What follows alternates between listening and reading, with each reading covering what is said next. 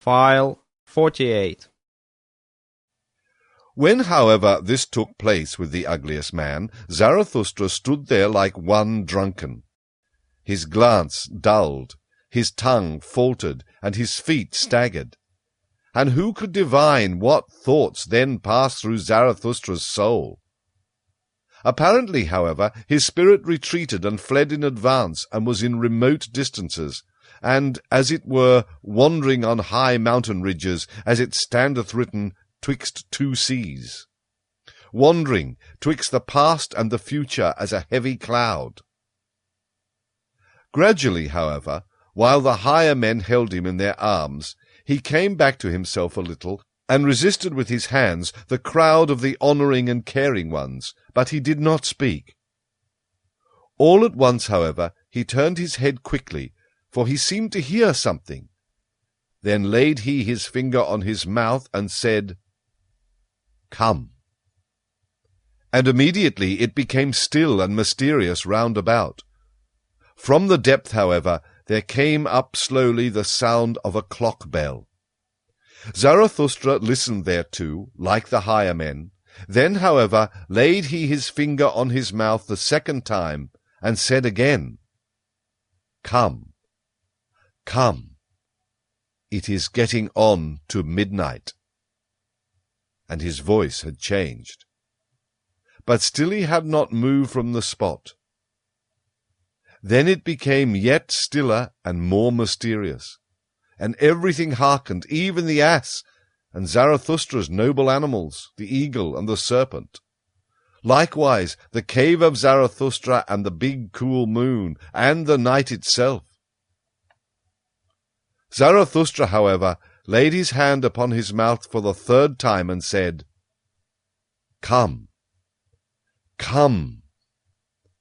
Come. Let us now wander. It is the hour. Let us wander into the night. Ye higher men, it is getting on to midnight. Then will I say something into your ears, as that old clock bell saith it into mine ear. As mysteriously, as frightfully, and as cordially as that midnight clock bell speaketh it to me, which hath experienced more than one man, which hath already counted the smarting throbbings of your fathers' hearts. Ah, ah, how it sigheth, how it laugheth in its dream, the old, deep, deep midnight. Hush, hush. Then is there many a thing heard which may not be heard by day.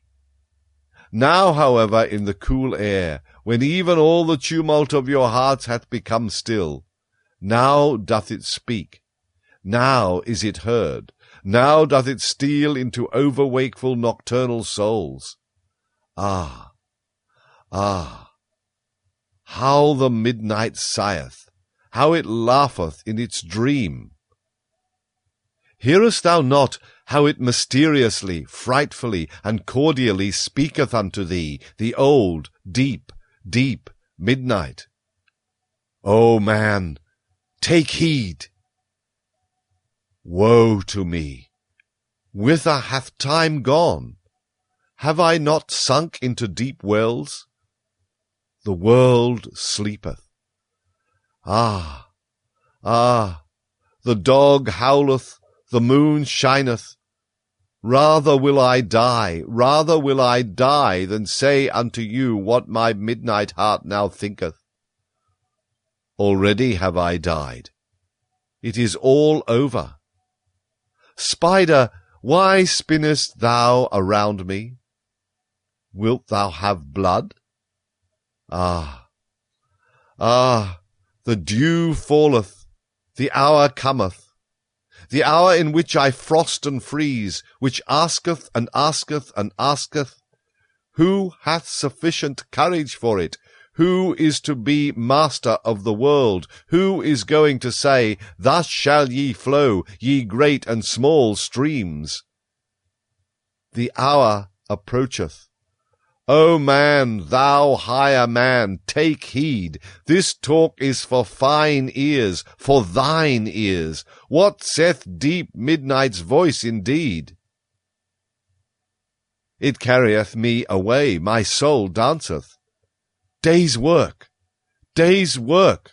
Who is to become master of the world? The moon is cool, the wind is still. Ah, ah, have ye already flown high enough? Ye have danced. A leg, nevertheless, is not a wing. Ye good dancers, now is all delight over. Wine hath become lees, every cup hath become brittle, the sepulchres as mutter. You have not flown high enough. Now do the sepulchres mutter, Free the dead! Why is it so long night? Doth not the moon make us drunken? Ye higher men, free the sepulchres, awaken the corpses. Ah, why doth the worm still burrow? There approacheth the hour. There boometh the clock bell. There thrilleth still the heart. There burroweth still the woodworm, the heartworm. Ah, ah, the world is deep. Sweet lyre, I love thy tone, thy drunken, ranunculine tone. How long, how far hath come unto me thy tone, from the distance, from the ponds of love? Thou old clock bell, thou sweet lyre, every pain hath torn thy heart, father pain, father's pain, forefathers' pain. Thy speech hath become ripe, ripe like the golden autumn and the afternoon, like mine anchorite heart. Now sayest thou, the world itself hath become ripe, the grape turneth brown. Now doth it wish to die of happiness. Ye higher men, do ye not feel it? There welleth up mysteriously an odour, a perfume and odour of eternity, a rosy, blessed, brown, gold wine odour of old happiness, of drunken midnight death happiness, which singeth, the world is deep, and deeper than the day could read. Leave me alone. Leave me alone. I am too pure for thee. Touch me not. Hath not my world just now become perfect? My skin is too pure for thy hands. Leave me alone, thou dull, doltish, stupid day. Is not the midnight brighter? The purest are to be masters of the world, the least known, the strongest, the midnight souls, who are brighter and deeper than any day. O day, thou gropest for me, thou feelest for my happiness. For thee am I rich, lonesome, a treasure pit, a gold chamber. O world, thou wantest me? Am I worldly for thee? Am I spiritual for thee? Am I divine for thee? But day and world, ye are too coarse. Have cleverer hands, grasp after deeper happiness, after deeper unhappiness, grasp after some God, grasp not after me. Mine unhappiness, my happiness is deep, thou strange day, but yet am I no God, no God's hell. Deep is its woe. God's woe is deeper, thou strange world. Grasp at God's woe, not at me. What am I? A drunken, sweet lyre, a midnight lyre, a bell-frog, which no one understandeth, but which must speak before deaf ones, ye higher men. For ye do not understand me.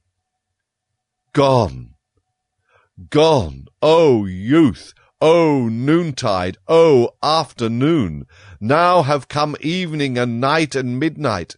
The dog howleth the wind. Is the wind not a dog? It whineth, it barketh, it howleth. Ah!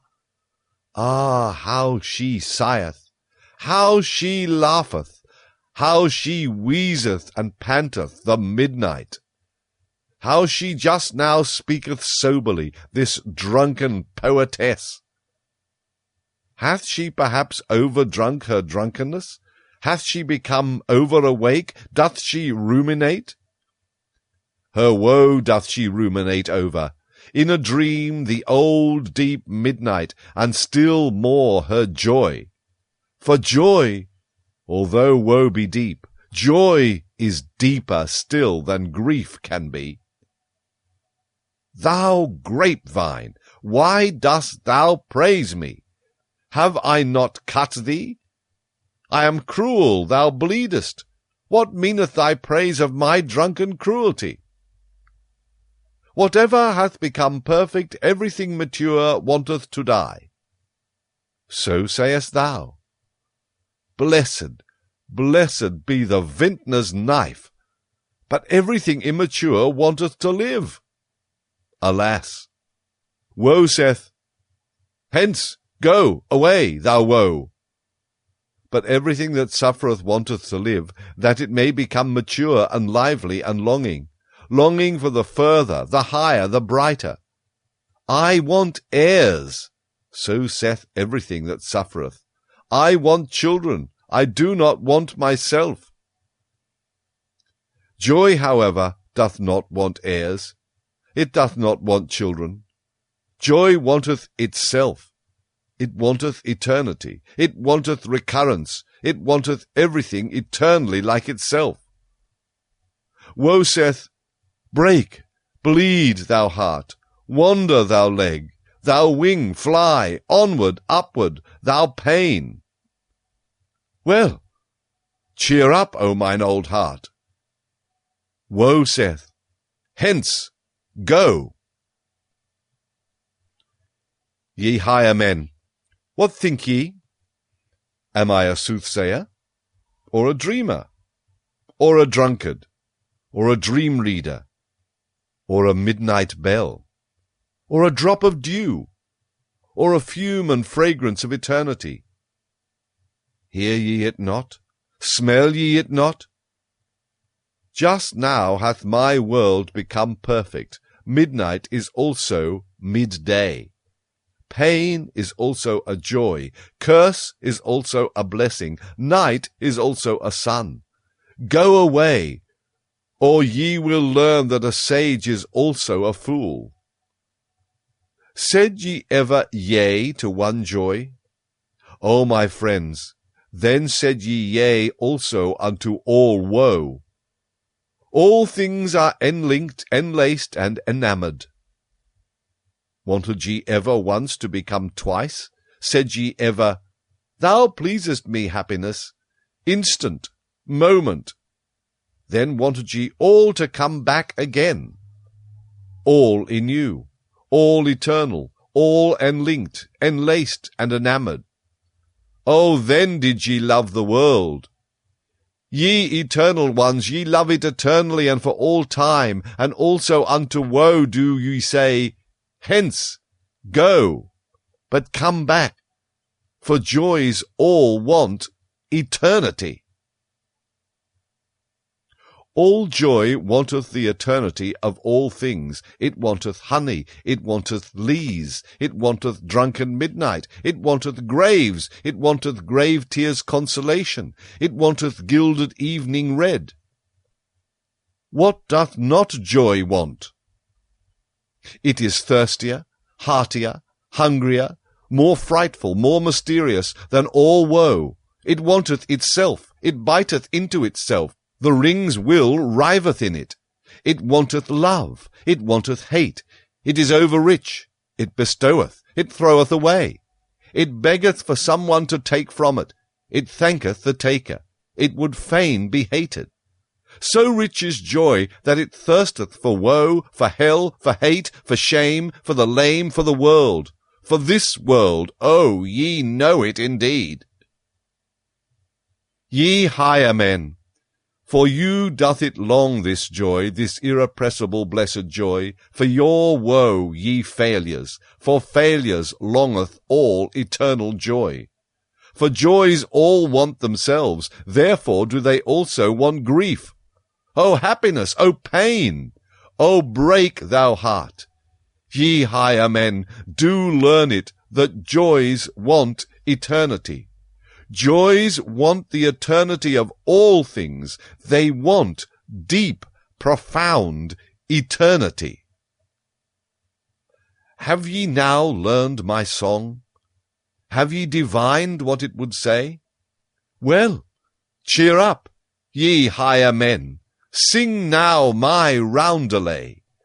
Sing now yourselves the song, the name of which is once more, the signification of which is unto all eternity. Sing, ye higher men, Zarathustra's roundelay. O man, take heed, what saith deep midnight's voice indeed? I slept my sleep, from deepest dream I've woke and plead. The world is deep, and deeper than the day could read. Deep is its woe, joy, deeper still than grief can be.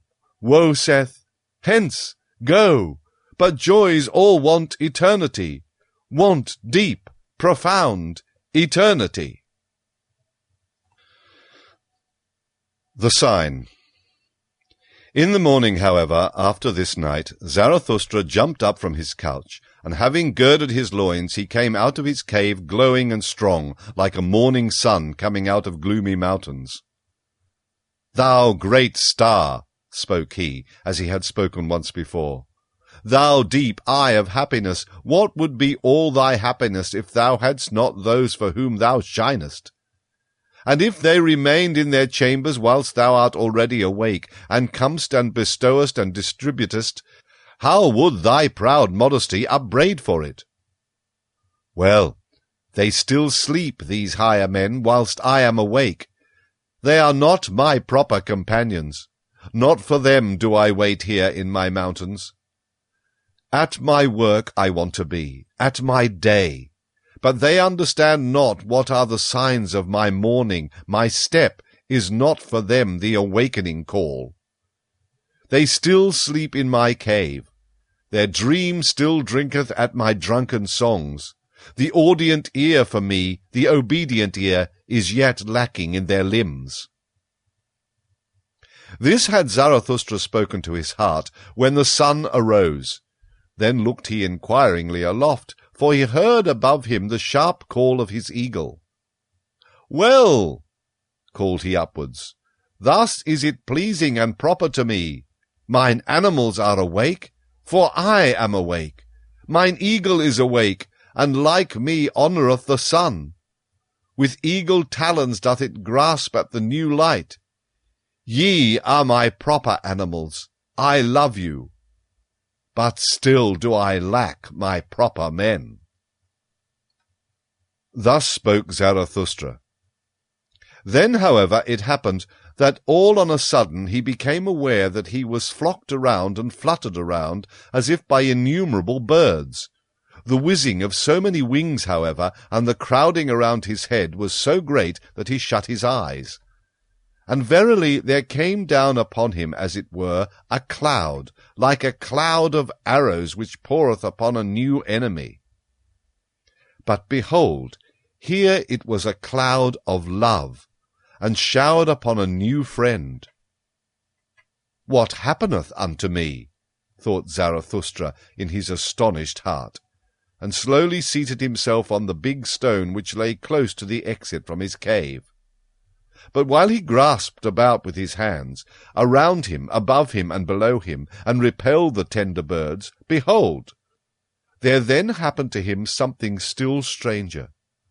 For he grasped thereby unawares into a mass of thick, warm, shaggy hair. At the same time, however, there sounded before him a roar, a long, soft, lion roar.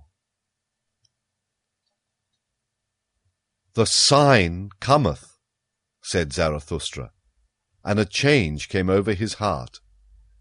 And in truth, when it turned clear before him, there lay a yellow, powerful animal at his feet, resting its head on his knee, unwilling to leave him out of love, and doing like a dog which again findeth its old master. The doves, however, were no less eager with their love than the lion, and whenever a dove whisked over its nose, the lion shook its head and wondered and laughed. When all this went on, Zarathustra spoke only a word. "My children are nigh. My children." Then he became quite mute. His heart, however, was loosed, and from his eyes there dropped down tears and fell upon his hands. And he took no further notice of anything, but sat there, motionless, without repelling the animals further. Then flew the doves to and fro, and perched on his shoulder, and caressed his white hair, and did not tire of their tenderness and joyousness. The strong lion, however, licked away the tears that fell on Zarathustra's hands, and roared and growled shyly. Thus did these animals do. All this went on for a long time, or a short time, for properly speaking, there is no time on earth for such things. Meanwhile, however, the higher men had awakened in Zarathustra's cave, and marshalled themselves for a procession to go to meet Zarathustra, and give him their morning greeting. For they had found when they awakened that he no longer tarried with them. When, however, they reached the door of the cave, and the noise of their steps had preceded them, the lion started violently. It turned away all at once from Zarathustra, and roaring wildly sprang towards the cave. The higher men, however, when they heard the lion roaring, cried all aloud as with one voice, fled back, and vanished in an instant. Zarathustra himself, however, stunned and strange, rose from his seat, looked around him, stood there astonished, inquired of his heart, bethought of himself, and remained alone. "What did I hear?" said he at last slowly. "What happened unto me just now?" But soon there came to him his recollection, and he took in at a glance all that had taken place between yesterday and today. "Here is indeed the stone," said he, and stroked his beard. "On it sat I yestermorn, and here came the soothsayer unto me, and here heard I first the cry which I heard just now, the great cry of distress. O ye higher men, your distress was it that the old soothsayer foretold to me yesterday morn. And to your distress did he want me to seduce and tempt me. O Zarathustra, said he to me, I come to seduce thee to thy last sin. To my last sin? Cried Zarathustra, and laughed angrily at his own words. What hath been reserved for me as my last sin? And once more Zarathustra became absorbed in himself, and sat down again on the big stone and meditated. Suddenly he sprang up. Fellow-suffering with the higher men, he cried out, and his countenance changed into brass. Well, that hath had its time. My suffering and my fellow-suffering, what matter about them? Do I then strive after happiness? I strive after my work. Well, the lion hath come, my children are nigh. Zarathustra hath grown ripe, mine hour hath come. This is my morning, my day beginneth. Arise now, arise, thou great noontide. Thus spoke Zarathustra, and left his cave, glowing and strong, like a morning sun coming out of gloomy mountains. The end.